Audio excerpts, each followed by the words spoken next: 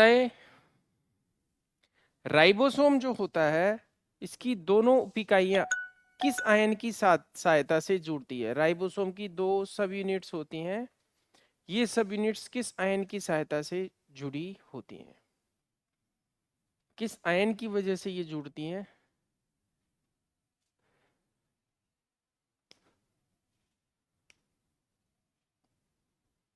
Magnesium ion की वजह से, बिल्कुल राइबोफेरिन बताया प्रवीण कुमार ने। देखिए राइबोफेरिन से कहाँ जुड़ी होती है, राइबोफेरिन से एंडोप्लाज्मिक रेटिकुलम से जुड़ी हुई होती है। एंडोप्लाज्मिक रेटिकुलम से राइबोसोम की लार्ज सब यूनिट जुड़ी हुई होती है और यहाँ पर हेल्प करता है राइबोफेरिन। लेकिन हम बात कर रहे हैं इन दोनों सब यूनिट्स की, दोनों इकाइयाँ मैग्नीशियम आयन की हेल्प से। यानी मैग्नीशियम आयन ज़्यादा होगा तो कई सारे राइबोसोम आपस में जुड़ करके पॉलीसोम या पॉलीराइबोसोम बना लेंगे, पॉलीसोम या पॉलीराइबोसोम बना लेंगे। और मैग्नीशियम आयन की कमी होगी तो ये सब यूनिट्स अलग अलग हो जाती हैं। तो राइबोसोम काफ़ी इम्पोर्टेंट सेल ऑर्गेनेल है, कोशिकांग है, और कई सारी एंटीबायोटिक्स इस पर कार्य करके और अपना सूक्ष्म जीवनाशी प्रभाव यानी जीवाणुनाशी प्रभाव या फिर बैक्टीरियोस्टैटिक इफेक्ट दर्शाती हैं। ठीक है, यानी सूक्ष्म जीवों को खत्म करती है, इन्फेक्शंस को रोकती है। जैसे टेट्रासाइक्लिन होगा, पता है आपको, 30S पर काम करती है, और क्लोरामफेनिकोल है वो 50S पर कार्य करती है। फिर जो अमाइनोग्लाइकोसाइड्स है वो 30S पर कार्य करती हैं। ठीक है, नेक्स्ट बताएंगे आप, क्या राइबोसोम झिल्ली रहित होता है? क्या राइबोसोम झिल्ली रहित यानी मेम्ब्रेन लेस होता है? यस और नो में जवाब वाई और एन। इस तरह के क्वेश्चन इस तरह से दे दिया करो आप, यस और नो, क्या राइबोसोम झिल्ली रहित होता है? हाँ भाई, अब देखो, झिल्ली रहित होता है यानी आपको तो यस ही देना है, बिल्कुल झिल्ली रहित होता है। 3 बच्चों का नो आया है वो गलत है। ठीक है, नेक्स्ट क्वेश्चन, रक्त का थक्का बनाने में आवश्यक आयन कौन सा है? कौन सा आयन ब्लड में क्लॉटिंग में हेल्प करता है, बताएं भाई। बिल्कुल कैल्शियम आयन, या ऑप्शन ए सही है। कैल्शियम आयन जो कि चौथा कारक होता है, फोर्थ फैक्टर, ब्लड क्लॉटिंग का फोर्थ फैक्टर होता है। ठीक है, इनमें से आप मुझे ये बताइए कौन सा आयन तंत्रिका संचलन के लिए आवश्यक नहीं है? नर्व कंडक्शन के लिए कौन सा आवश्यक नहीं है? नर्व कंडक्शन की पूछा है, तो नर्व कंडक्शन में ये दोनों आवश्यक नहीं है। ये मसल कॉन्ट्रैक्शन में आवश्यक है, नर्व कंडक्शन में सोडियम एंड पोटेशियम। ये आपने इस तरह से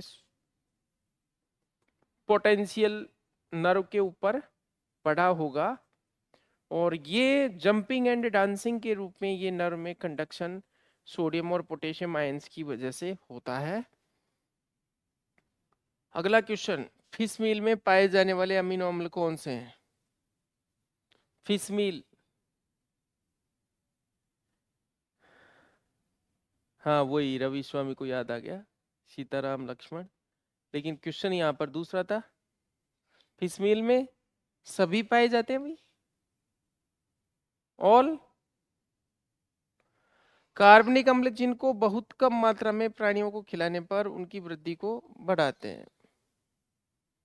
तो ये एक तरह से जो क्वेश्चन है ये किस किस परिप्रेक्ष्य में पूछा गया है?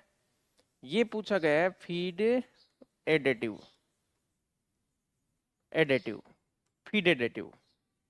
ठीक है, तो इसमें भी सभी है, प्रोक्सीमेट एनालिसिस में कार्बनिक पदार्थ के विश्लेषण से ज्ञात होता है।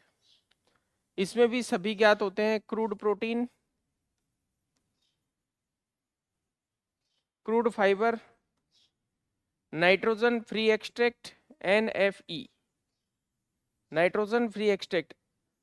ठीक है, क्वेश्चन ये नहीं है, क्वेश्चन थोड़े हल्के हैं। अब आपसे इनसे ही पूछा जाएगा, बताइए स्टार्च किस में आएगा, स्टार्च किस में आएगा इनमें से, इन तीनों ऑप्शन में से आपको बताना है कि स्टार्च किस कैटेगरी में आएगा, CP या क्रूड फाइबर या NFE या ऑल। क्रूड फाइबर किस, हाँ भाई, स्टार्च किस में आएगा, नाइट्रोजन फ्री एक्सट्रैक्ट में आएगा, बिल्कुल सही है। नाइट्रोजन फ्री एक्सट्रैक्ट में घुलनशील और पाचनशील शर्कराएं आती है भाई, NFE, नाइट्रोजन फ्री एक्सट्रैक्ट में घुलनशील और पाचनशील शर्कराएं आती हैं, ग्लूकोज, फ्रक्टोज, स्टार्च, ये सब इसमें आएंगी। गुड। अगला आपसे पूछा जाएगा, बताएं क्रूड प्रोटीन, क्रूड प्रोटीन ज्ञात करने के लिए नाइट्रोजन की मात्रा को किस से मल्टीप्लाई करते हैं खाद्य पदार्थों में, दे जवाब। इजी क्वेश्चन है विमलेश कुमारी। ये देखो फिर भी गलत कर दिया विकास ने, तो 6.25 है, 2.25 कर दिया। पूजा, अनुज, विकास, विजयवाल, अच्छी बात है। राजकुमार सैनी। अगला पल्मोनरी आर्टरी, ये भी क्वेश्चन रॉन्ग है। ये वाला, ये बताओ आप, पशुओं में सुपर ओव्यूलेशन के लिए उपयुक्त, उपयुक्त हार्मोन कौन सा है, बताइए सुपर ओव्यूलेशन के लिए कौन सा जरूरी होता है, बिल्कुल FSH।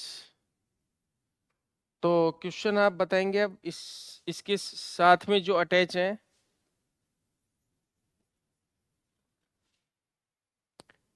विकास, विजयवाल, रामविलास गुजर, बताएं कौन सा हार्मोन ओव्यूलेशन में हेल्प करता है। बड़ा इजी सा क्वेश्चन है, कौन सा हार्मोन ओव्यूलेशन में हेल्प करता है। एक शुरू वाला शब्द बिल्कुल, LH या ल्यूटिनाइजिंग हार्मोन, सभी का ठीक है। कौन सा हार्मोन ओवी पोजीशन, ओवी पोजीशन में हेल्प करता है। ओवी पोजीशन का मतलब है मुर्गी के द्वारा अंडा देने की क्रिया, उसमें कौन सा हेल्प करता है। तो ओवी पोजीशन में हेल्प करने वाला हार्मोन नहीं बताया आपने। देखिए कौन कौन से हार्मोन ओवी पोजीशन या अंडे, अंडे को देने में, जिसको हम लेइंग भी बोलते हैं, लेइंग में हेल्प करने वाले हार्मोन कौन कौन से हैं। एक तो ऑक्सीटोसिन, और ऑक्सीटोसिन के अलावा आर्जिनिन, वेसोटोसिन, आर्जिनिन, वेसोटोसिन, ये हार्मोन किस में हेल्प करते हैं, ओवी पोजीशन या लेइंग में। लेइंग यानी मुर्गी द्वारा कवचयुक्त अंडा देने की क्रिया कहलाती है लेइंग। अगला है आंख की पुतली को चौड़ा करने वाली औषधियां कहलाती है, बताएं भाई प्यूपिल को डायलेट करने वाली मेडिसिन कौन सी है इनमें से, बिल्कुल माइड्रेटिक्स, माइड्रेटिक्स, और संकरा करने वाली मायोटिक्स।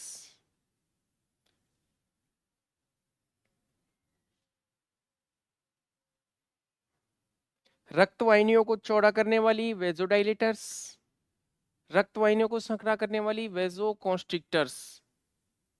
अगला क्वेश्चन आपसे रहेगा, वेजो कॉन्स्ट्रिक्टर्स के एग्जाम्पल दीजिए, दो एग्जाम्पल, गोकुल, भंवरलाल, लालाराम, ओमाकांत, बताएं भाई। वेजो कॉन्स्ट्रिक्टर्स का एग्जाम्पल हमें चाहिए, बिल्कुल राजकुमार सैनी ने सही बताया, एड्रेनालिन। और एक और इम्पोर्टेंट है, नहीं नहीं, एट्रोपिन सल्फेट नहीं है रवि स्वामी, एट्रोपिन सल्फेट कॉन्स्ट्रिक्टर नहीं है, एट्रोपिन सल्फेट तो बिल्कुल कोकेन। भंवरलाल ने बिल्कुल सही आंसर दिया। ठीक है, कोकेन या प्रोकेन या जो लोकल एनेस्थेटिक होते हैं, ये इस श्रेणी के लोकल एनेस्थेटिक वेजोकॉन्स्ट्रिक्टर्स होते हैं। अगला है आहार नाल में गैस, आहार नाल से गैस निकालने वाली औषधियां कौन सी, इनमें से कौन सी, बताएं भाई। कौन सी औषधियां आहार नाल से, बिल्कुल गजेंद्र कुमार गोकुल, बिल्कुल सही है, कार्मिनेटिव औषधियां। अब मैं पूछूं कि इनमें से ओमपराजोल या रेबेप्राजोल किस श्रेणी की औषधि है, रेबेप्राजोल या ओमप्राजोल। अगर ये एग्जाम्पल आपको दिए हुए हैं तो इनमें से बताइए किस कैटेगरी में आएंगे ये।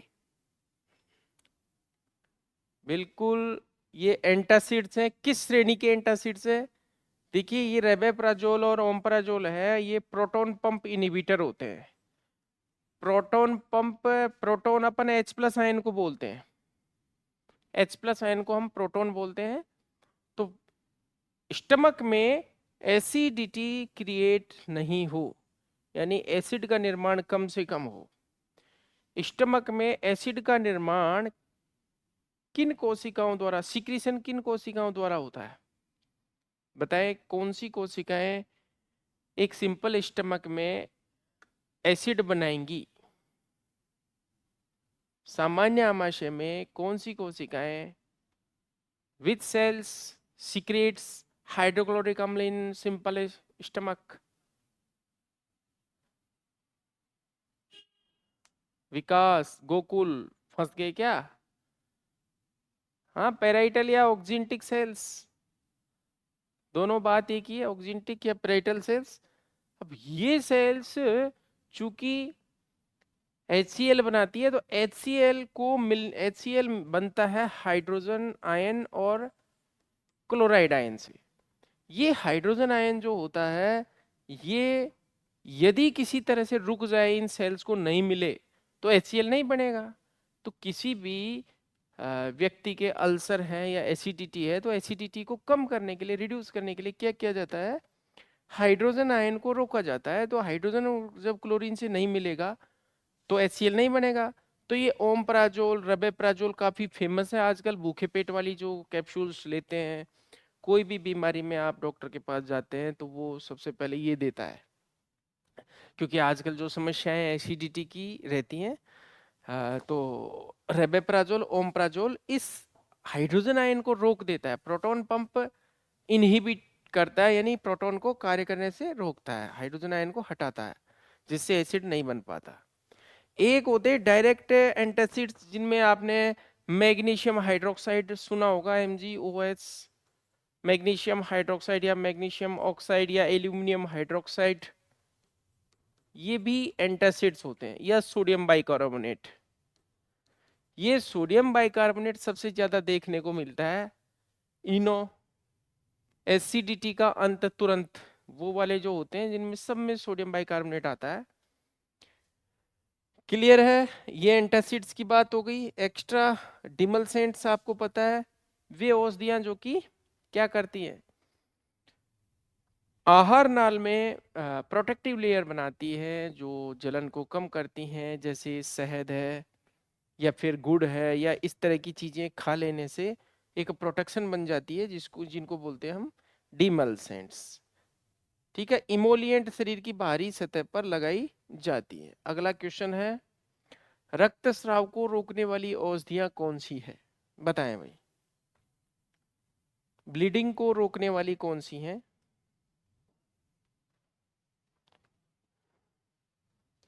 ब्लीडिंग को रोकने वाली कौन सी है,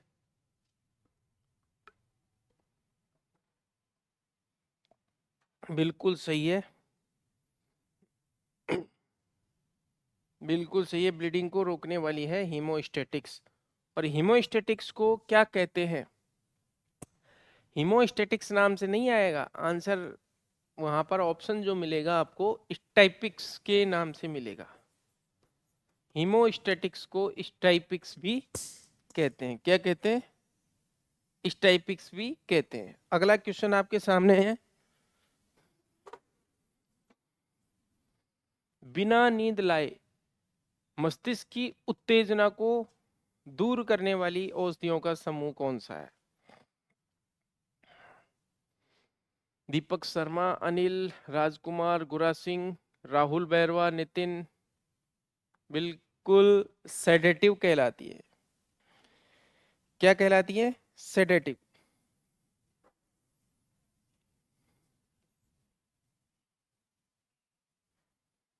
लिक्विड पैराफिन किस श्रेणी की औषधि है?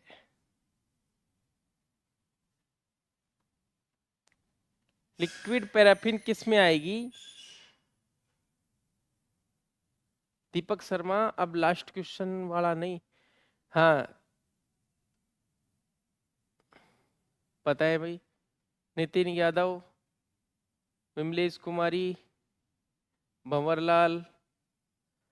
कैथार्टिक नहीं है भाई, कैथार्टिक तो बहुत स्ट्रॉन्ग परगेटिव होते हैं, लिक्विड पैराफिन क्या इतनी स्ट्रॉन्ग एक्शन थोड़ी करती है। अनुज शर्मा, लिक्विड पैराफिन है एपिरेंट, जो हल्के लेग्जेटिव होते हैं या लेग्जेटिव होते हैं, लेग्जेटिव श्रेणी की औषधियों का एक नाम और है एपिरेंट्स, जो कि स्मूथ वे में काम करते हैं, हल्का लेग्जेटिव इफेक्ट या दर्शाते हैं, यानी पेट को साफ करने वाले। ठीक है, चिकनाई होती है लिक्विड पैराफिन में, इनर्ट होते हैं, तो इस तरह के पदार्थ क्या कहलाते हैं? एपिरेंट्स। अगला है, पागलपन की दवा किस पौधे से प्राप्त होती है? यानी पागलपन बोलते हैं हम हाइपरटेंशन को। हाइपरटेंशन एक ऐसी समस्या है जिसको हम पागलपन जैसी समस्या कह सकते हैं, क्योंकि ब्लड प्रेशर हाई हो जाता है, और ब्लड प्रेशर हाई होने के कारण बिल्कुल सर्पगंधा, जिसको हम रावल्फिया सर्पेंटाइना भी कहते हैं। क्या कहते हैं? रावल्फिया सर्पेंटाइना।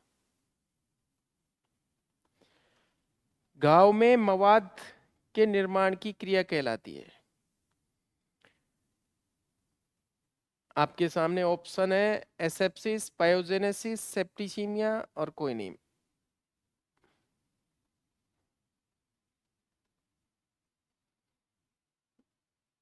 गुड गुड गुड, पायोजेनेसिस, यानी मवाद निर्माण की क्रिया को पायोजेनेसिस कहते हैं।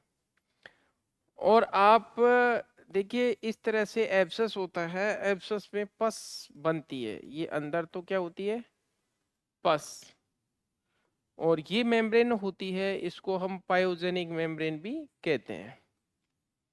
पायोजेनिक मेम्ब्रेन कहते हैं, इसमें पस भरी हुई होती है। और पस में न्यूट्रोफिल्स या डब्ल्यूबीसी के टाइप न्यूट्रोफिल्स ज़्यादा होते हैं, डेड सेल्स होती हैं, और बैक्टीरिया होते हैं। जो ज़्यादातर बैक्टीरिया खत्म या मृत अवस्था में होते हैं। सर्वाधिक आंख का कैंसर किस गाय में होता है?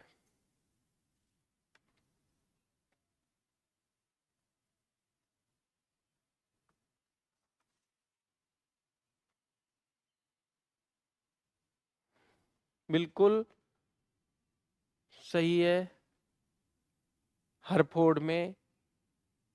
गुड। कौन सी बीमारी जर्सी गाय में ज्यादा होती है? कौन सी बीमारी जर्सी गाय में ज्यादा होती है? ऑप्शन में दे देता हूं आपको। Ketosis, milk fever, horn cancer. बिल्कुल सभी का आंसर आ गया है अब तक तो। मिल्क फीवर सबसे ज्यादा जर्सी में होती है। और आइए थोड़ा सा स्पीड बढ़ाते हैं, हम स्पीड को बूस्ट करते हैं। कल देखिए हमने बता दिया था बच्चों को कि ये YouTube पे डलेंगी क्लास, तो आज संख्या बल आधा रह गया, क्योंकि बाद में देख लेंगे सुबह सुबह कौन जगेगा। तो ये फर्क पड़ता है। चलो कोशिश करेंगे अब नहीं डाले। अगला क्वेश्चन आपसे रहेगा, बताएं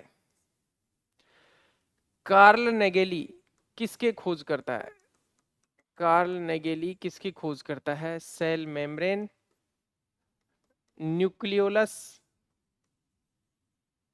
क्रोमोसोम, नन। बताइए। गुड, सेल मेम्ब्रेन के खोज करता है कार्ल नेगेली। अगला क्वेश्चन, मेटासेंट्रिक क्रोमोसोम कौन सा है?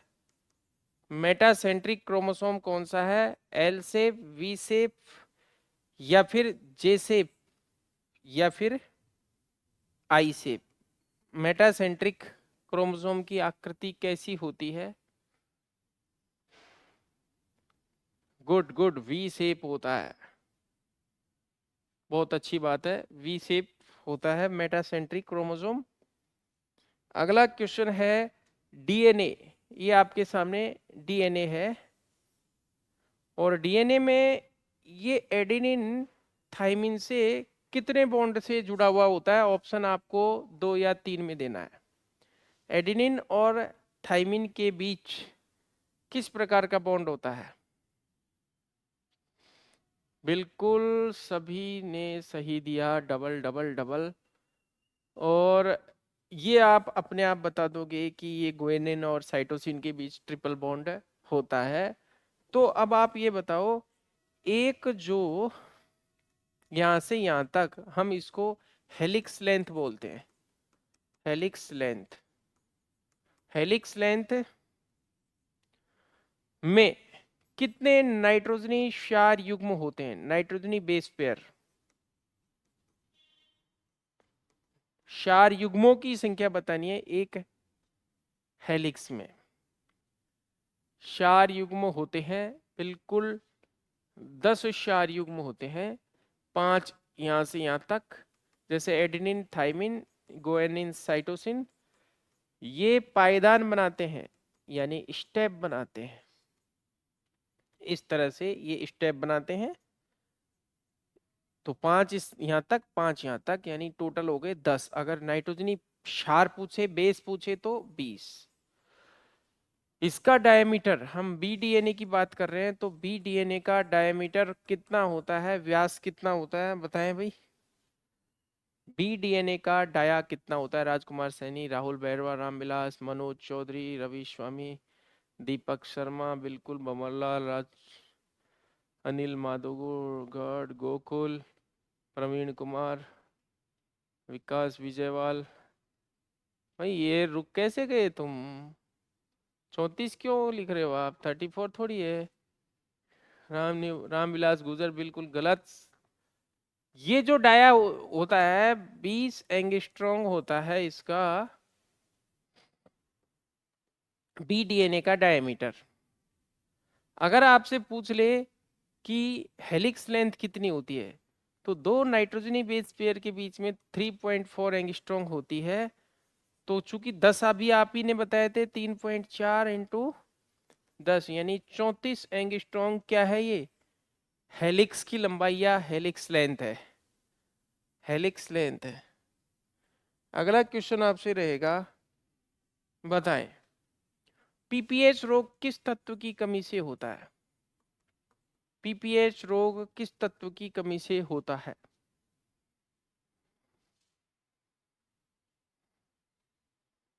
हाँ, बहुत अच्छी बात है, सभी ने दे दिया। राहुल बैरवा। अगला क्वेश्चन है, टिक फीवर किस बीमारी को कहते हैं? टिक फीवर किस बीमारी को कहते हैं? मनीष कुमार, बिल्कुल बेबेशियोसिस, सभी का ठीक है, बेबेशियोसिस को कहते हैं। 7 डेज सिकनेस, 7 दिन का बुखार या 7 डेज सिकनेस किसको कहते हैं? ओ हो, दीपक शर्मा बड़ा फास्ट आंसर आया।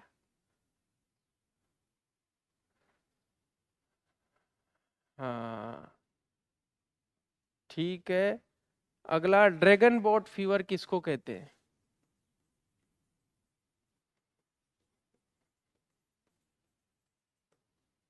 ड्रैगन बोट फीवर किसको कहते हैं? थोड़ा सा स्लो हो गई आप लोगों की speed. Dragon boat fever ephemeral fever को कहते हैं, क्योंकि देखो, जो नहीं आता एक डायरी रखो, उसमें तुरंत नोट कर लो। एफेमरल फीवर, इसको अड़ैया बुखार भी कहते हैं, 2.5 दिन का बुखार भी कहते हैं। एफेमरल फीवर, एफेमरल फीवर, अड़ैया बुखार को भी कहते हैं। बताइए कौन से वायरस से होता है? विच वायरस कॉजेज एफेमरल फीवर? कौन से विषाणु से होता है?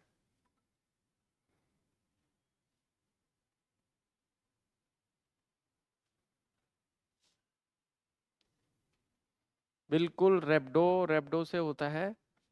अच्छी बात है। अगला आप बताएंगे, आईबीडी ये किसका रोग है? इन्फेक्शियस बर्सल डिजीज इसको बोलते हैं। ये किस जीव का रोग है? किसका रोग है ये? इन्फेक्शियस बर्सल डिजीज गाय का है, भैंस का है, या फाउल का है?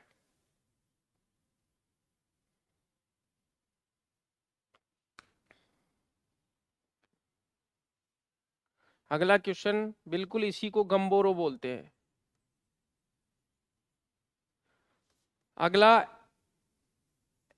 एवियन डिस्टेम्पर किस बीमारी को बोलते हैं? एवियन डिस्टेम्पर किस बीमारी को बोलते हैं?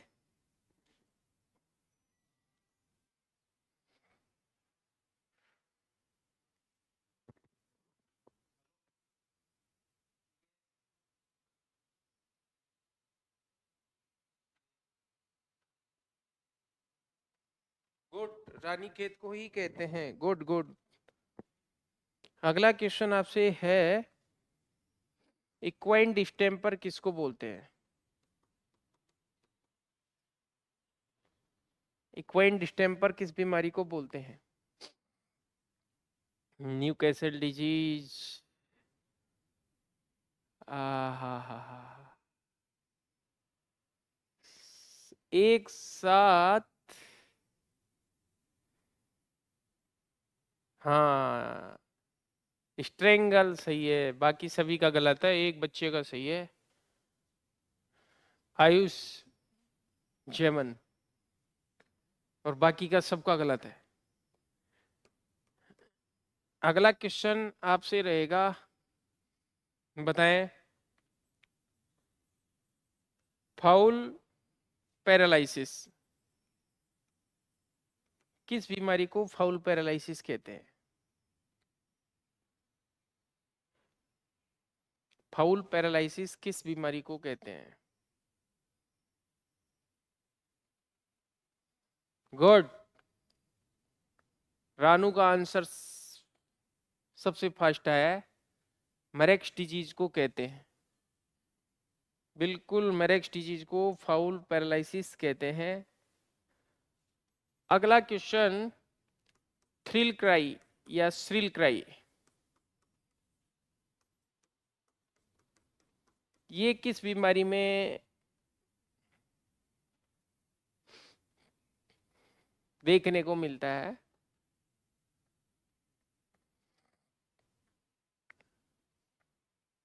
बिल्कुल, दीपक शर्मा, नरेंद्र कौशिक।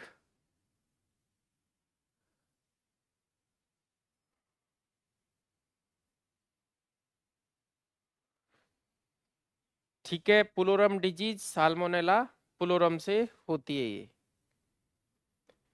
अगला क्वेश्चन बताएंगे आप, टिक पैरालिसिस किससे होता है? कौन से परजीवी से टिक पैरालिसिस होता है?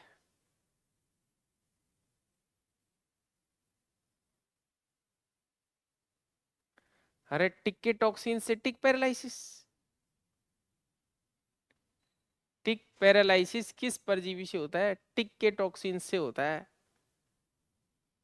टिक बेबेसियोसिस का तो कोई लेना देना ही नहीं है टिक पैरालिसिस से। ठीक है, टिक्स के काटने से कोई प्रोटोजोआ जाता है तब जा करके बेबेसियोसिस होता है, बेबेशिया प्रोटोजोआ के कारण। अगला बताएंगे आप, coach blue body. Coach blue body किस बीमारी?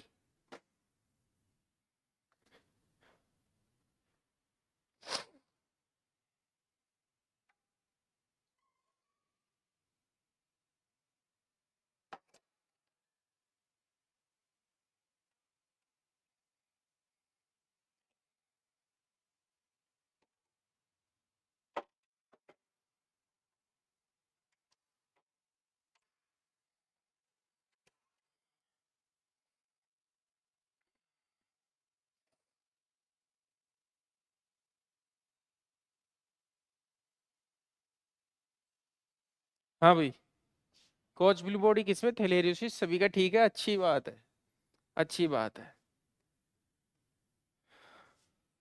अगला, हेलिटोसिस किस बीमारी में देखने को मिलता है? हेलिटोसिस,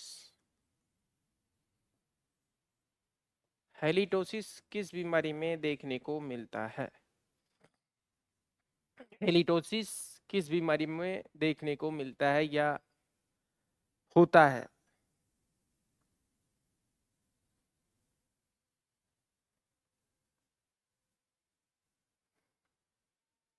एक्टिनोमाइकोसिस में। बिल्कुल, हेलिटोसिस का मतलब होता है सांस के साथ दुर्गंध आना, सांस में बदबू। और ये एक्टिनोमाइकोसिस, एक्टिनोमाइकोसिस में देखने को ये मिलती है। अगला क्वेश्चन है आपसे, डी पेनिसिलामाइन ये किसका एंटीडोट है? किसकी पॉइजनिंग का एंटीडोट है डी पेनिसिलामाइन?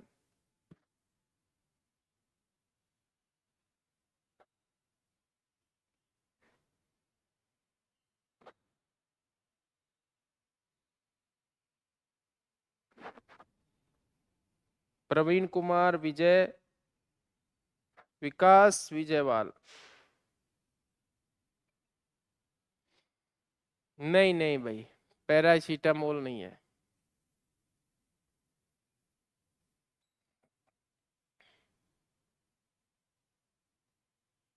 D penicillamine. अरे यार, क्या करते हो आप लोग?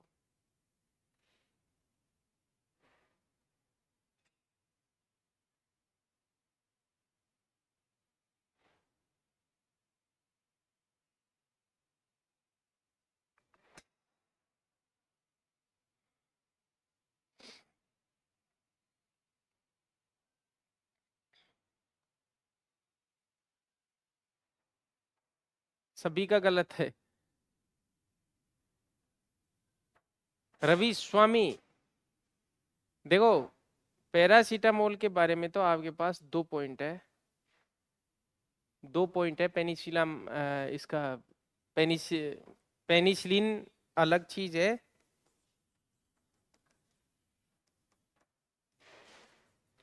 पैरासीटामोल अलग चीज है। कॉपर की पॉइजनिंग में हम देते हैं, कॉपर की पॉइजनिंग में हम देते हैं डीपेनासिलामाइन को। अगर आपके पास नहीं है उपलब्ध तो आप लेड पॉइजनिंग में भी आप इसको दे सकते हो। तो इसमें आंसर जो जाएगा कॉपर पॉइजनिंग का जाएगा। पैरासीटामोल का जो एंटीडोट होता है वो एन एसिटाइल सिस्टीन होता है, एन एसिटाइल सिस्टीन। पैरासीटामोल का एंटीडोट होता है एन एसिटाइल सिस्टीन। क्लियर है? मोलिब्डेनम कहाँ से आएगा भाई? पेनिसिलिन जो है ये एंटीबायोटिक है, इसका कोई एंटीडोट नहीं होता है, क्योंकि एंटीबायोटिक है ये। बड़ा हाँ भाई। अगला बताएंगे आप,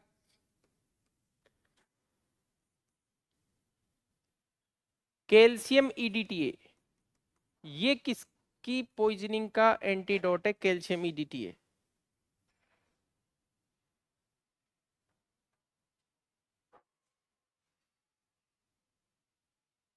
हाँ मोलिब्डेनम मानते हैं ना, ठीक है, मोलिब्डेनम, मोलिब्डेनम है, वो कॉपर का है, लेकिन इसके अलावा भी तो हो सकता है।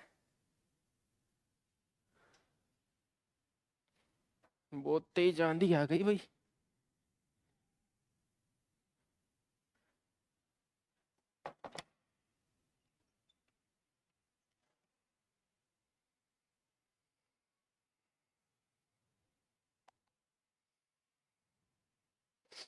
हाँ सुबह ही बहुत तेज हवाएं चलने लग गई। अब हम और फास्ट करते हैं थोड़ा सा एक्शन, ताबड़तोड़। बताए भाई। क्वेश्चन रहेगा आपसे, लाइसोसोम की खोज किसने की थी? लाइसोसोम की खोज बताएं।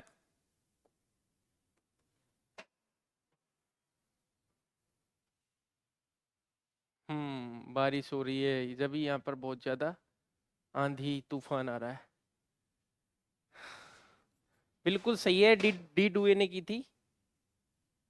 क्या बात है, फिर से।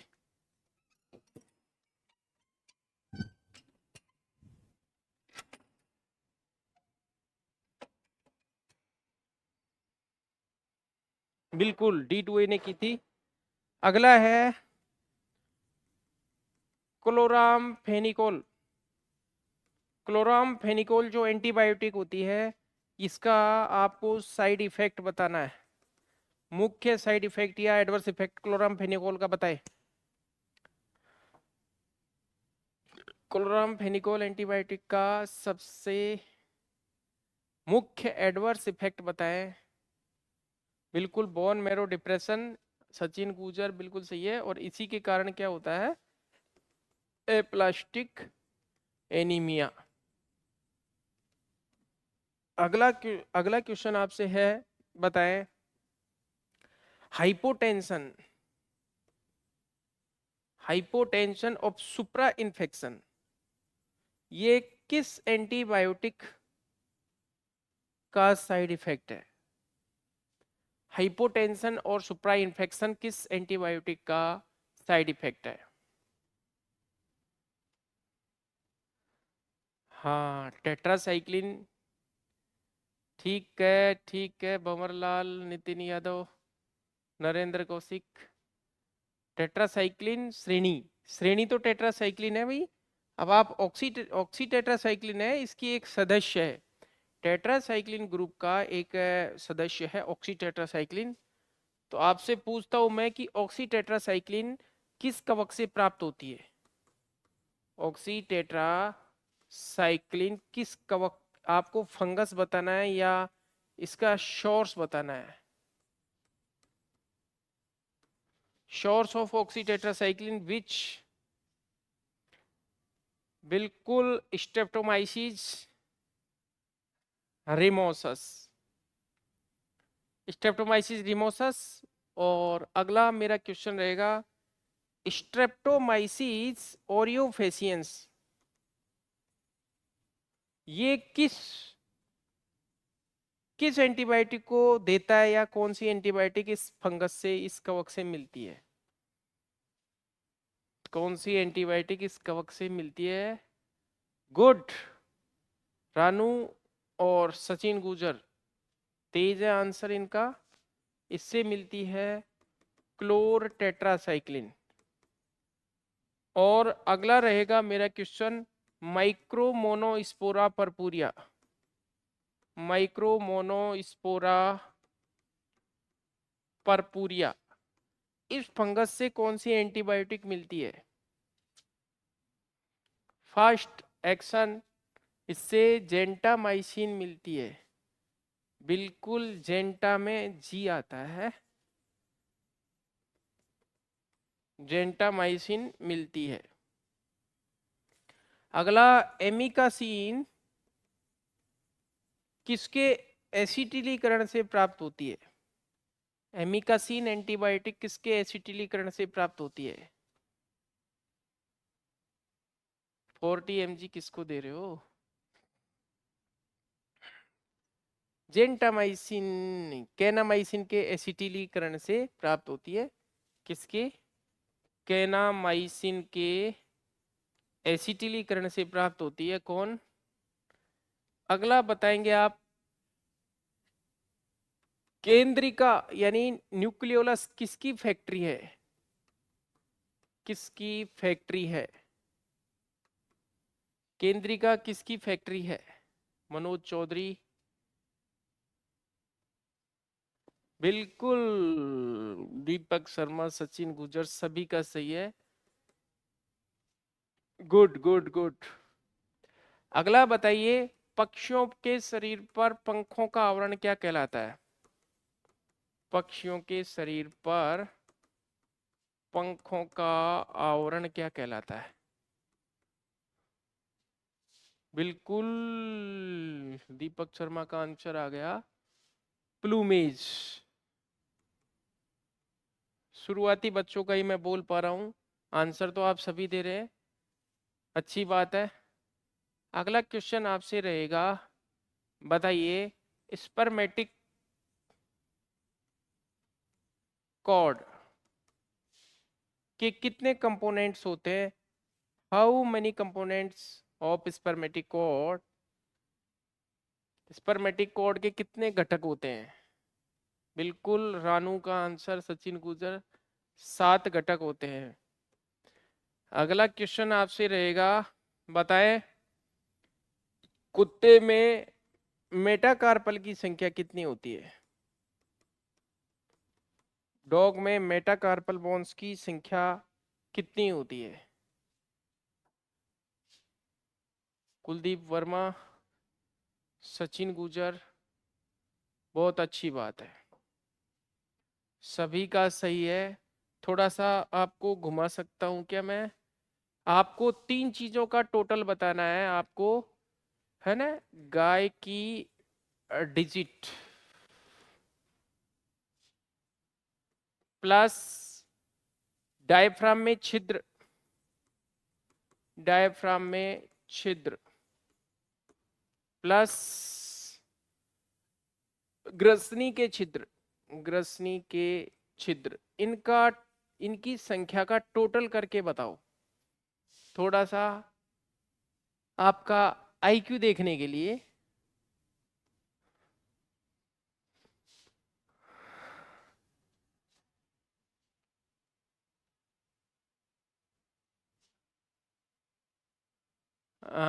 काफी बच्चों ने गलत भी किया है।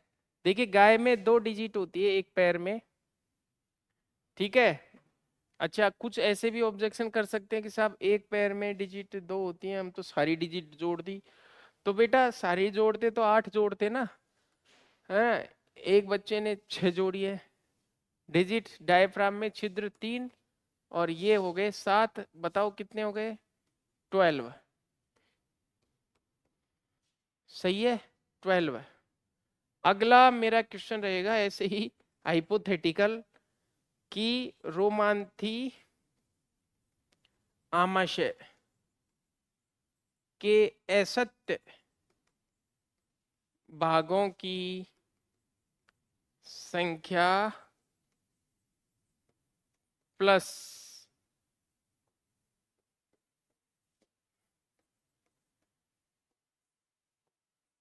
घोड़े में क्लेविकल की संख्या प्लस मोनोर्किक पशु में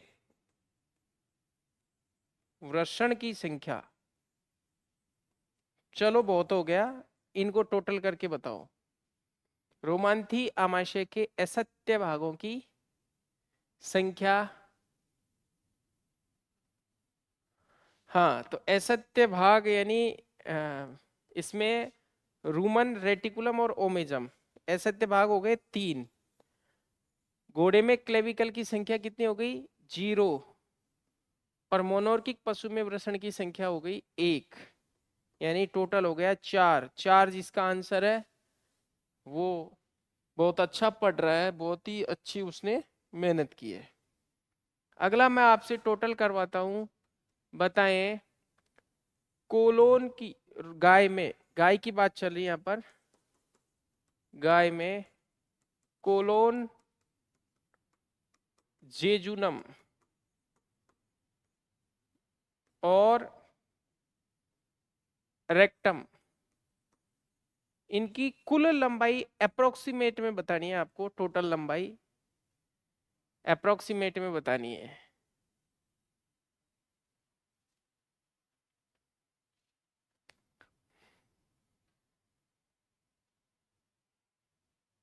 अरे बेटा, बहुत गलत, बहुत गलत बात है ये तो। हमने जब आपको जेजुनम दे दिया तो कहीं।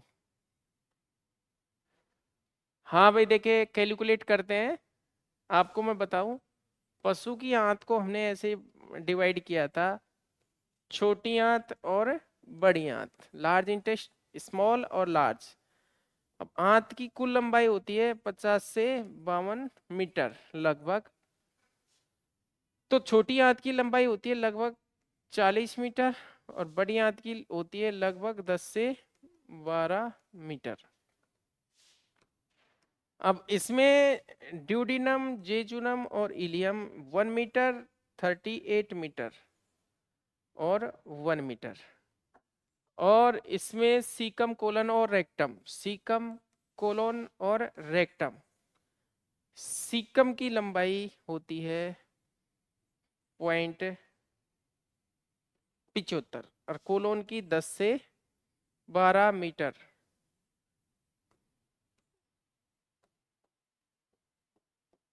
यानी लगभग आप 10 मीटर समझ लीजिए। और ये वाला होता है रेक्टम 0.25, यानी अप्रोक्सीमेट 11 मीटर हो गया ये। अब आपको कोलोन, कोलोन देखो कितना है, 10 मीटर, जेजुनम 38 मीटर और रेक्टम 0.25 यानी 48.25। यानी कि काफी खतरनाक हो गया ये तो। चलो कोई बात नहीं। अगला आप बताइए मुर्गे की टार्सल प्लस मुर्गे की कार्पल, ये शॉर्ट में बता दीजिए। अब इतना तो आना चाहिए भाई। रवि शर्मा, भंवरलाल, सचिन गुजर। ठीक है सर।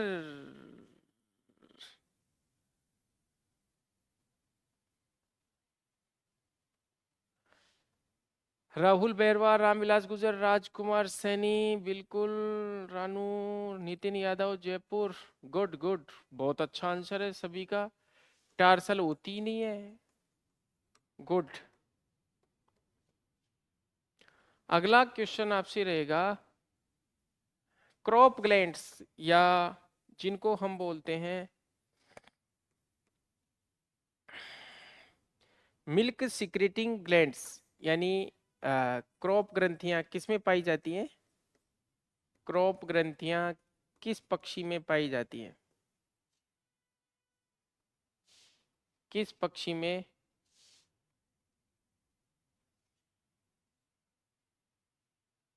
बिल्कुल ठीक है। एक होता है गूलर फिल्टर, गूलर फ्लटर, इसका संबंध किससे है? ऑप्शन दे देता हूं मैं। गूलर फ्लिटर पक्षियों में किससे है इसका संबंध? ऑप्शन में अंडा देने से,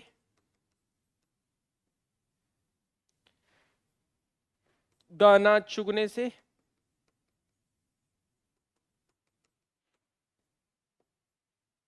ताप नियमन और ब्रूडिंग। बताओ गूलर फ्लिटर्स का संबंध किससे है? बिल्कुल हीट रेगुलेशन से है, ताप नियमन से है। कुछ पक्षी, ठीक है भाई, करते हैं। अच्छा, आपको दिखा देते हैं, चलो। ये गुलर फिल्टर फ्लटर।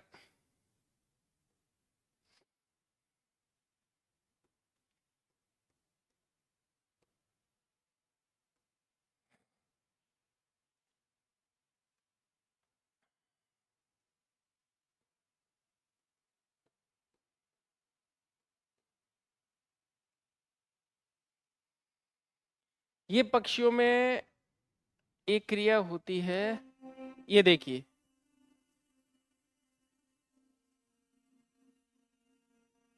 जैसे पेंटिंग की क्रिया होती है, जैसे हाँफने की क्रिया होती है, जैसे हाँफने की क्रिया होती है, वैसे बर्ड्स में ये क्रिया होती है।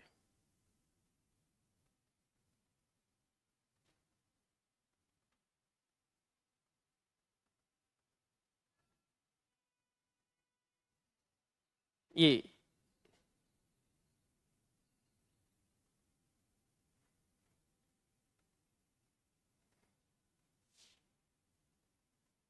अगला क्वेश्चन आपसे रहेगा हमारा, बताइए।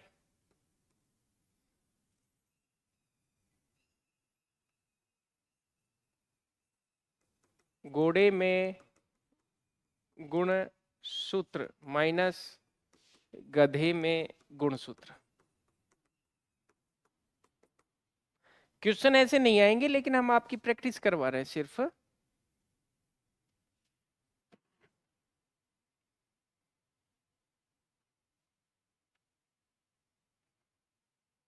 सिर्फ प्रैक्टिस के लिए। बताइए, गोमठ ऊंट की नस्ल कहाँ की प्रसिद्ध है? गोमठ, गोमठ।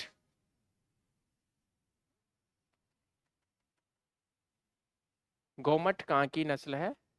बिल्कुल फलोदी, जोधपुर की है। अगला, एक भीमथड़ी नस्ल का कोई जानवर है, भीमथड़ी, उसका नाम बताना है। किस पालतू पशु की नस्ल भीमथड़ी है?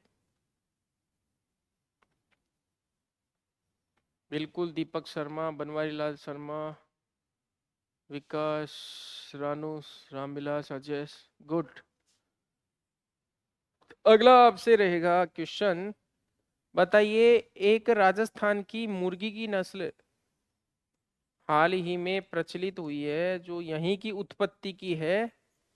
बताइए, कौन सी मुर्गी को, राजस्थान की मुर्गी को आधिकारिक तौर पर एनबीएजीआर ने मान्यता दी है? National bureau of animal genetic resources, बिल्कुल मेवाड़ी, गुड। सभी का आंसर सही है, मेवाड़ी। अगला क्वेश्चन है, उंडू कश्मीर, उंडू कश्मीर बाड़मेर, ये किसका जन्म स्थल है? उंडू कश्मीर बाड़मेर किसका जन्म स्थल है?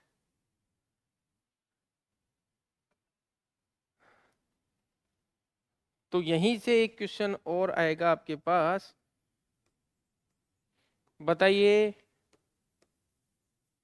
सर्वाधिक पशु मेले, राज्य स्तरीय पशु मेले, सर्वाधिक राज्य स्तरीय पशु मेले किस जिले में आयोजित किए जाते हैं? अनुज शर्मा, जयपुर, बिल्कुल नागौर। और सर्वाधिक पशुओं की संख्या, सर्वाधिक पशु किस जिले में है? राजस्थान के किस जिले में पशुओं की संख्या सर्वाधिक है? कौन से जिले में सबसे ज्यादा पशु हैं? बिल्कुल बिल्कुल बाड़मेर, यानी पशुधन के मामले में बाड़मेर काफी आगे है अन्य जिलों से। अगला क्वेश्चन आपसे रहेगा,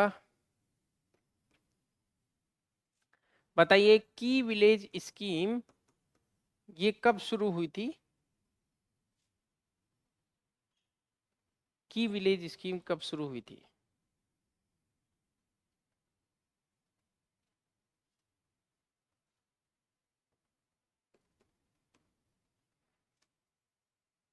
अगला क्वेश्चन रहेगा आपसे, ठीक है, अगला क्वेश्चन रहेगा आपसे, बताएं मुर्गी में पाइगो स्टाइल किस भाग की कशेरुकाओं के जुड़ने से बनता है? पाइगो स्टाइल जो बनता है वो कौन से पार्ट की वर्टिब्राज हैं वो जुड़ जाती है तब बनता है? कॉक्सिजियल, बिल्कुल ठीक है।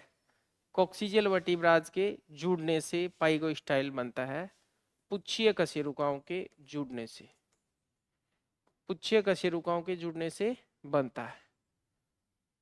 अगला, लंबर और सेक्रम की जो वर्टिब्राए हैं वो जुड़ जाती हैं तो ये क्या बनाती है, कौन सा भाग बनाती है?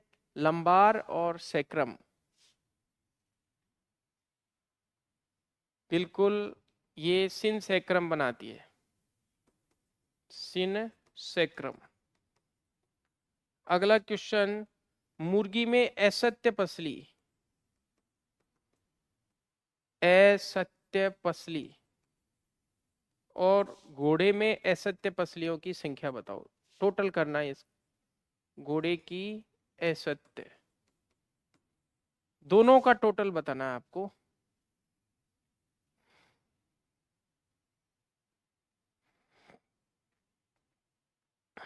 गुड गुड गुड, यानी 12।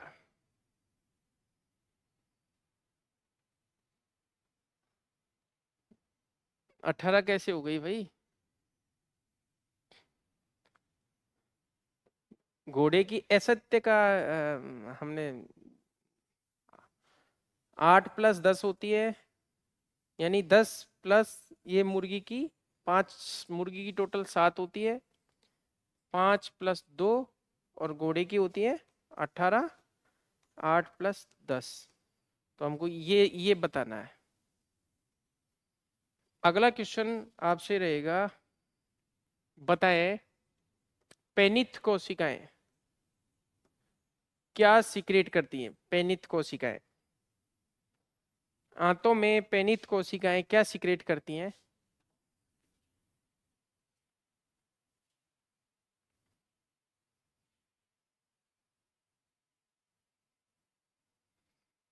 क्या बात है, एंट्रोकाइनेज, गुड।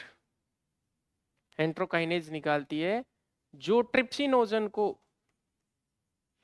ट्रिप्सिनोजन को किस में बदलता है? ट्रिप्सिन में बदलता है। तो यहां से क्वेश्चन और आ रहा है आपके पास, प्रोटीन पाचक एंजाइम नहीं है, प्रोटीन पाचक एंजाइम नहीं है, ऑप्शन दिए जा रहे हैं आपको, A pepsin, B trypsin, C carboxy peptidase, carboxy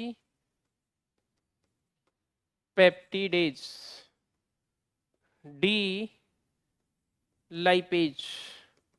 बताएं प्रोटीन पाचक एंजाइम कौन सा नहीं है इसमें से? प्रोटीन पाचक एंजाइम कौन सा नहीं है?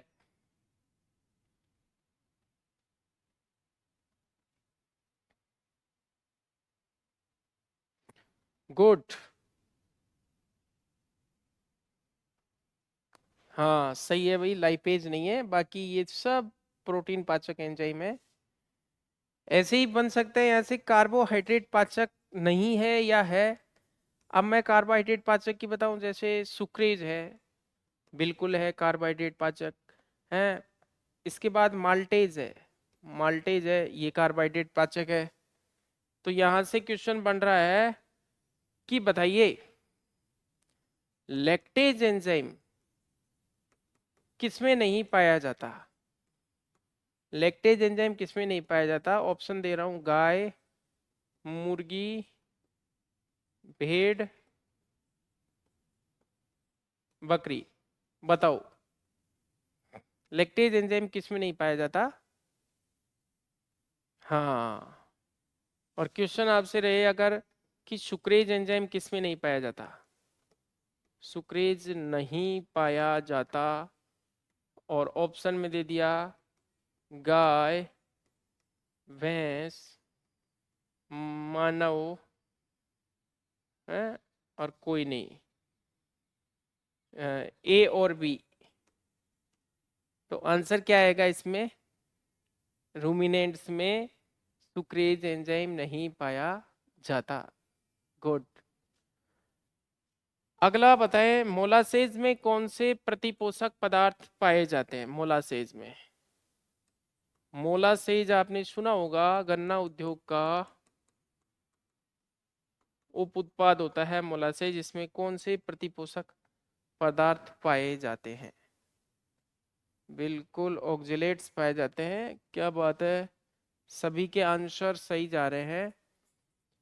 तो अगला क्वेश्चन आपसे रहेगा, बताएं रिसिन किस श्रेणी का प्रतिपोषक पदार्थ है?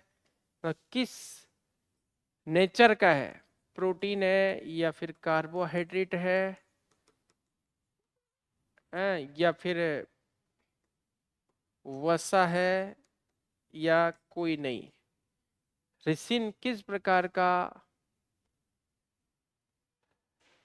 अरंडी से प्राप्त होता है? रिसिनस कम्युनिस से प्राप्त होता है? दीपक शर्मा, अनिल, बिल्कुल प्रोटीन श्रेणी का है, ये प्रोटीन श्रेणी का है, बिल्कुल प्रोटीन श्रेणी का है।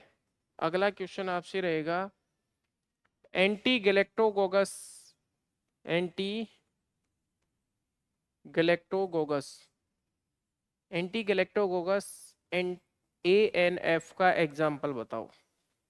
कौन सा एंटी न्यूट्रिशनल फैक्टर या प्रतिपोषक पदार्थ एंटी गैलेक्टोकोकस है? दीपक शर्मा फंस गए। टेनिन आएगा, क्योंकि टेनिन एंड गैलेक्टोकोकस थोड़ी पूछा है हमने, एंटी गैलेक्टोकोकस पूछा है। अगला बताइए, रूमन में प्रोटोजोआ की सांद्रता, रूमन में प्रोटोजोआ की सांद्रता बतानी है आपको। ये सतावरी, लाजवंती, ये सब क्या है? ये तो गैलेक्टोकोकस है। हाँ, 10⁻⁶,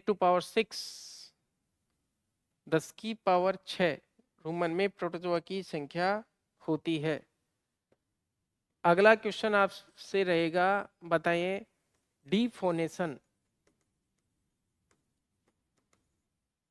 डीफोनेशन किसे नष्ट करने की क्रिया है? किसे नष्ट करने की क्रिया को डीफोनेशन कहते हैं?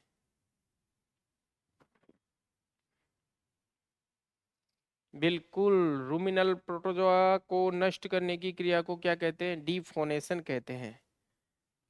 अगला, निम्न में से ग्राम नेगेटिव जीवाणु कौन सा है?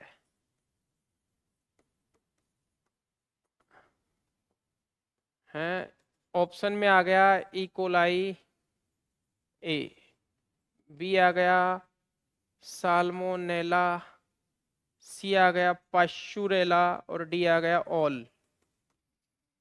ग्राम नेगेटिव बैक्टीरिया कौन सा है? अल्लाह अल्लाह।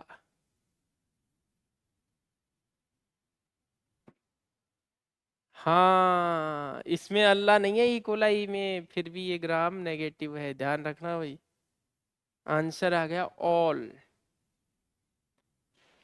अगला प्रश्न रहेगा, भेड़ में स्ट्रक बीमारी, Clostridium perfringens type, option A B C D. Option आ गया आपके पास ए बी सी डी, बताओ स्ट्रक बीमारी किससे होती है? अच्छा, आप लोगों ने बता दिया। जगमाल यादव, बहुत देर से गायब हो आप, अब आए हो। सी। अगला क्वेश्चन आपसे रहेगा, बताएं लैम्ब डिसेंट्री किस टाइप से होती है? लैम्ब डिसेंट्री, आपको सिर्फ ABCD लिखना है, क्लोस्ट्रिडियम परफ्रिंजेस ऑलरेडी लिखा हुआ है। लैम्ब डिसेंट्री, बिल्कुल बी, गुड। अगला, विमलेश कुमारी बताएं। हाँ, नरेश गायरी, मनोज चौधरी, कुलदीप। अगला बताएं, पल्पी किडनी किस टाइप से होती है? ABCD में से बता दो। पल्पी किडनी किस?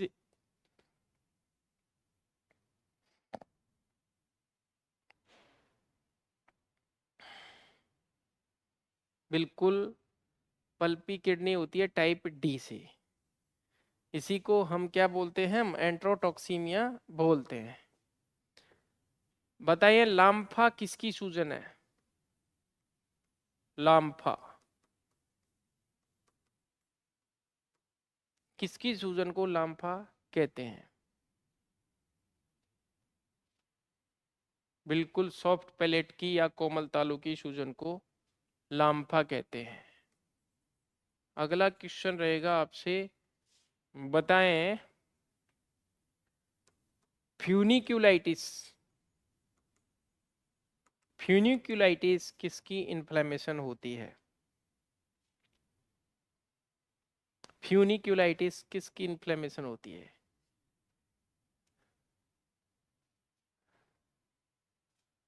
हाँ नहीं रवि स्वामी, गलत है भाई। ना ना ना ना ना ना। स्पर्मेटिक कॉर्ड की सूजन को,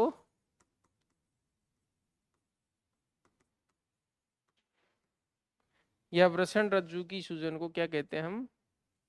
फ्यूनिक्यूलाइटिस। अगला आपसे पूछा जाएगा कोलपाइटिस किसकी सूजन है? कोलपाइटिस। गोकुल, रवि स्वामी, सचिन गुजर, नितिन यादव, विमलेश कुमारी, रानू,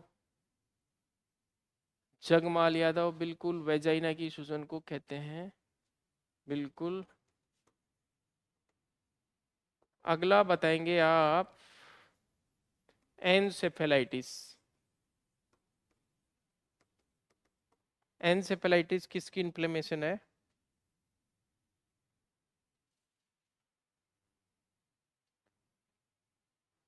बिल्कुल, ब्रेन की सूजन है। ब्रेन की सूजन है। स्पेविन किसकी है? कौन से जॉइंट की सूजन को स्पेविन कहते हैं?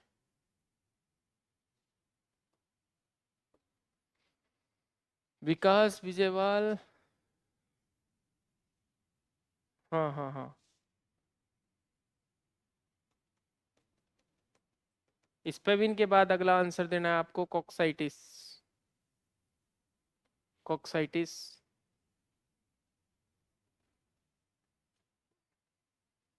और गोनाइटिस। कॉक्साइटिस हिप जॉइंट की सूजन है। गोनाइटिस स्टाइफल जॉइंट की सूजन है। स्टाइफल जॉइंट की सूजन है।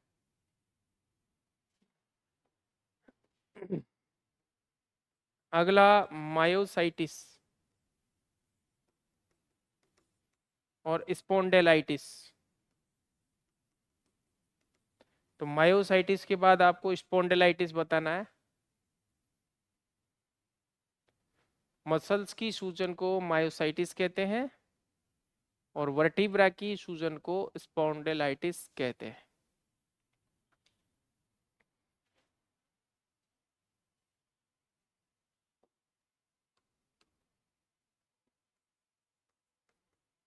मेट्राइटिस,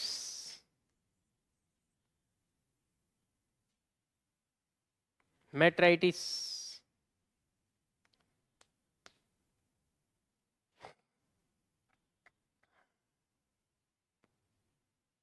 ठीक है। तो आपको लगभग लगभग सारी इन्फ्लेमेशन आती है। अगला क्वेश्चन रहेगा आपसे, बताएं कैल्शियम की कमी से, कैल्शियम की कमी से लैक्टेशन टिटेनी किसमें होता है? लैक्टेशन टिटेनी किसमें होता है? बिल्कुल, घोड़ी में। अगला क्वेश्चन आपसे रहेगा, देखो ऑन द स्पॉट बनाते हैं, घोड़ी के बारे में असत्य है। ए ऑप्शन आप इसमें रहेगा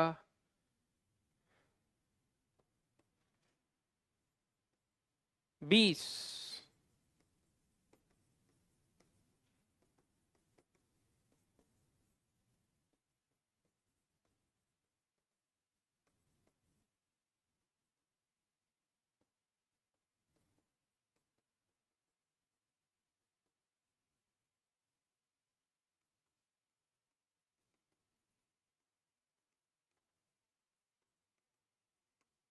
सर दिखने ही नहीं दिया तो आ गया।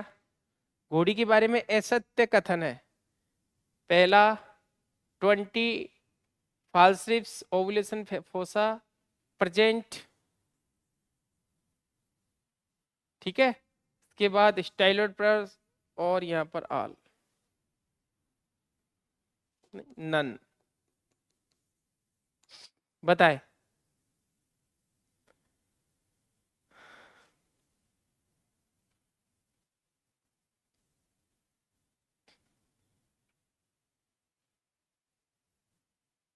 डी।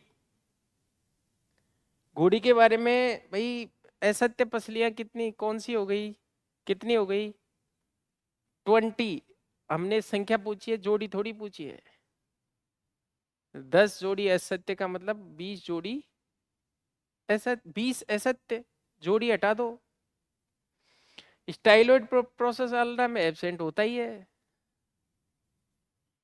चलो अगला पूछ रहे हैं आपसे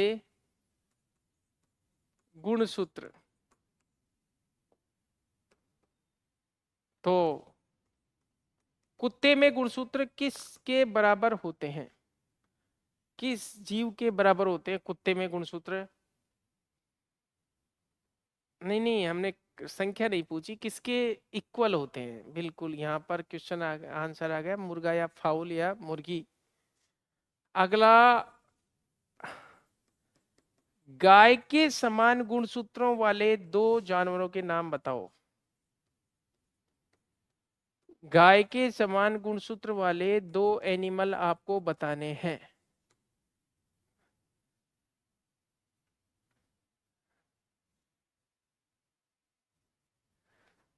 हाँ बिल्कुल, याक और बकरी।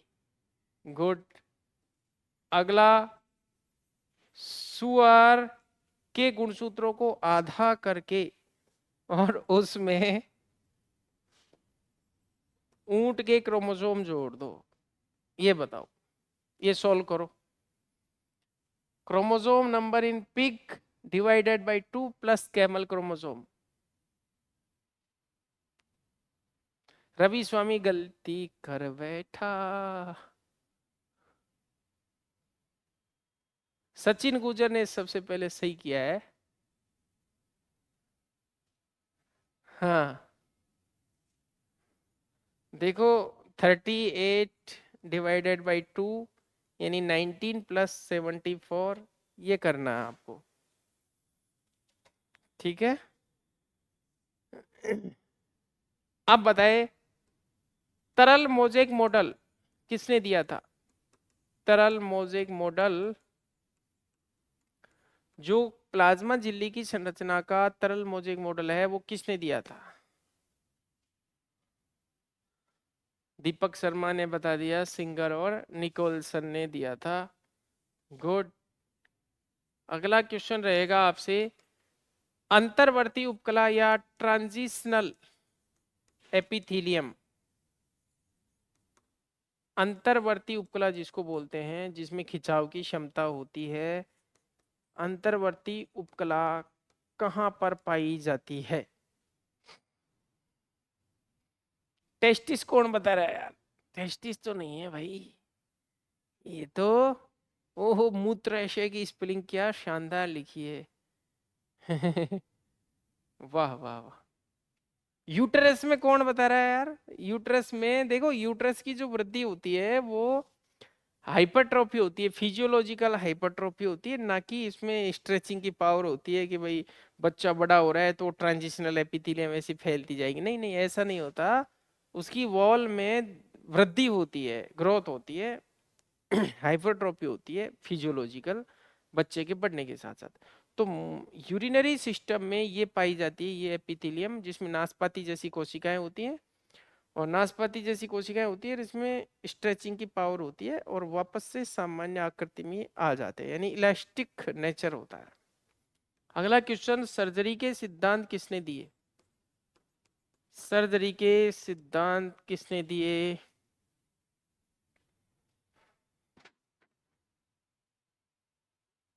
होल्स्टेड ने दिए। गुड गुड गुड गुड, बिल्कुल सही है। फादर ऑफ एंटीसेप्टिक सर्जरी किसे कहा जाता है? Father of antiseptic surgery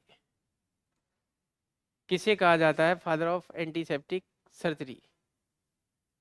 oh, Joseph Lister, good, वाह, नाइस। हाँ, अगला बताइए, निम्न में से रबी की फसल नहीं है।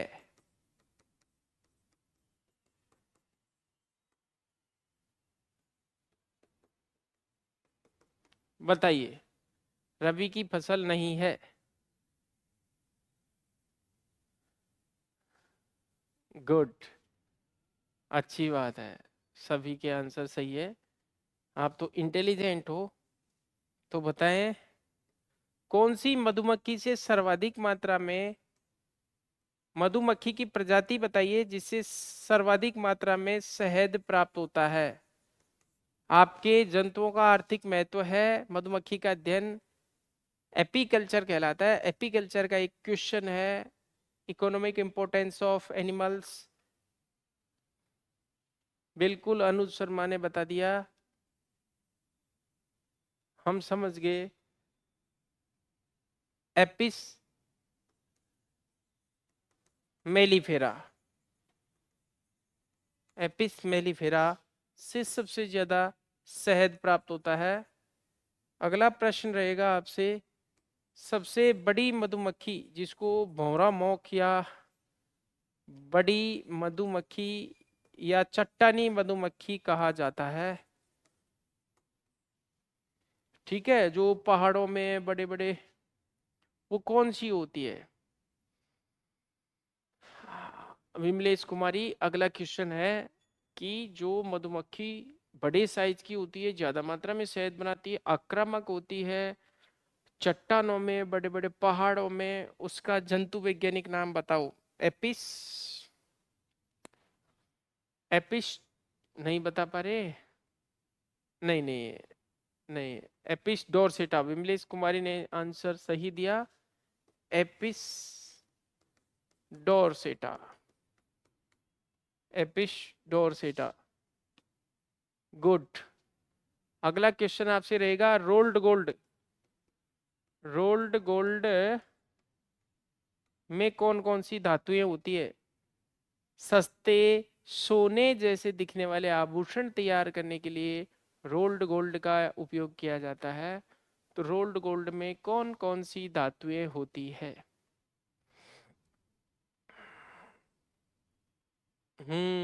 कॉपर और एल्यूमिनियम, गुड। महक का भी सही है, भंवरलाल का भी सही है। ठीक है, रोल्ड गोल्ड में ये धातुएं होती हैं। अगला क्वेश्चन आपसे रहेगा, एप्सम लवण, एप्सम साल्ट या एप्सम लवण किसे कहते हैं? एप्सम लवण किसको बोलते हैं? मैग्नीशियम सल्फेट को एप्सम साल्ट कहा जाता है। गुड गुड, मैग्नीशियम सल्फेट को कहा जाता है। अगला प्रश्न आपसे रहेगा, हीटर का तार, हीटर का तार या इस तरह से जो स्प्रिंग होती है हीटर में, वो किसकी बनी होती है, किस धातु की बनी होती है? नाइक्रोम, गुड गुड, नाइक्रोम की बनी होती है।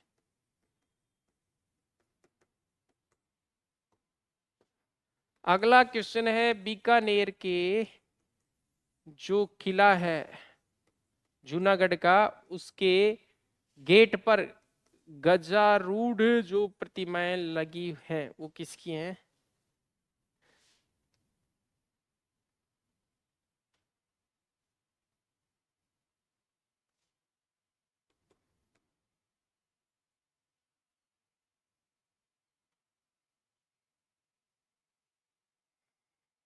हम्म। बालादुर्ग किसे कहते हैं? कौन से दुर्ग को, कहाँ स्थित है ये बता दो, कहाँ स्थित है? ठीक है, अलवर में स्थित है। दारा सिकों को क्या किया था इसमें? बंदी बनाया था औरंगजेब ने। अगला क्वेश्चन, काला और बाला का देवता। काला और बाला का देवता।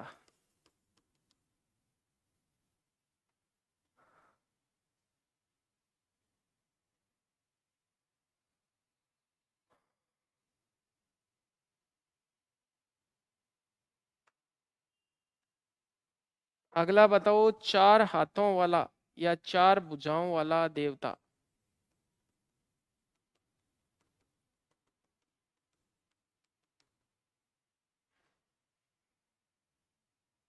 विमलेश कुमारी, अनुज चौधरी, कल्ला जी राठौड़, और वाह। अगला बताओ, जीजा जोगणिया, ये वाला जो गीत है किसका है? किस जनजाति का है जीजा जोगणिया? बताओ।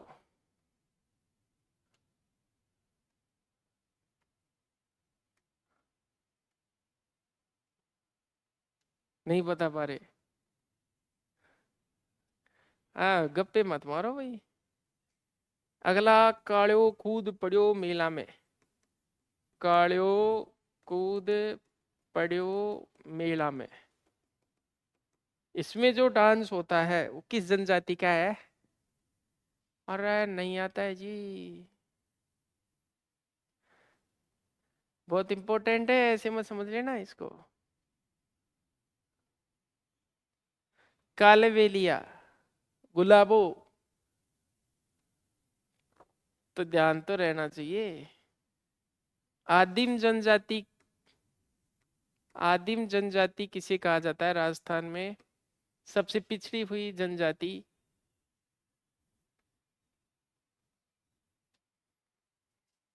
रानू शर्मा कहाँ गायब है? आदिम जनजाति गलत है, सबसे पिछड़ी आदिम जनजाति सहरिया को कहा जाता है। सहरिया। आदिम का मतलब पिछड़ी हुई। ठीक है, भील नहीं, सहरिया को कहा जाता है।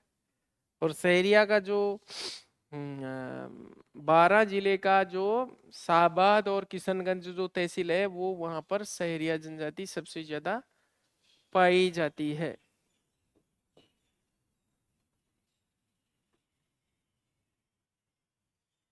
नाथ, नाथा की पाड़ किस खनिज से संबंधित है?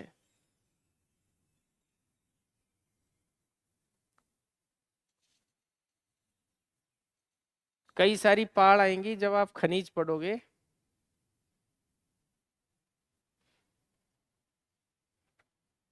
हम्म। लोहा, नाथरा। इसके बाद बताएं आप, वालदा एक जगह है सिरोही में, ये किस खनिज से संबंधित है? इंपॉर्टेंट है ये।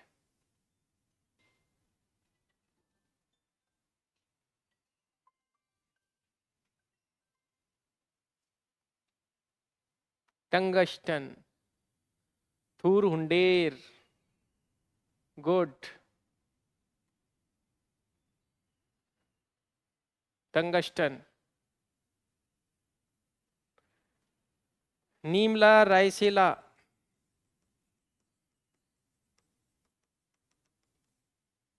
किस खनिज से संबंधित है? भाई ये जनरल चीजें हैं जो बार बार पूछी जाती है एग्जाम्स में। निमला रायसेला,